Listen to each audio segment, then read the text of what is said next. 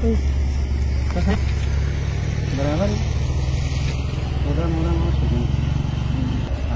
خبره صحیح نه کنه بس تاسو یوازې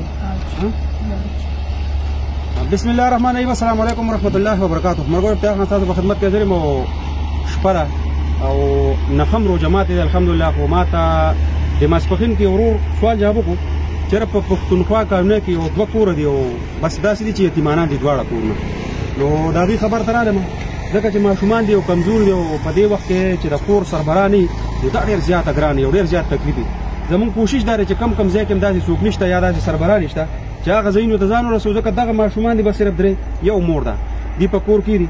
نو ان شاء الله تعالی زما ټارګټ هم دغه خلک دي چې کم کم ځای کې دغه کمزور خلک دي چې د هغې څوک نشته څوک بې وسه بې بسه دي ان شاء الله چې هغې سره لږ ډېر امداد وکړو او بیا په سکرین باندې هم راشي دا پښتونخوا کولنۍ ده لومبۍ کور دی بیا ورپسې یو دویم بل یو کور دی.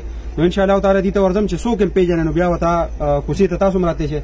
زه ورسره د خپل تنظیم د طرفه څه لږ ډېر امداد کوم. یو هغه بل کور دی دا واړه بچي دا یو دا دوه دا درې دا څلور او دا پنځه دا 15,000 روپۍ ستاسو حصه ده. ښه مور ته به وایې دوا به کوې صحیح ده. دا پیسې چې چا دي هغې دوا کوې ښه ټیک ده.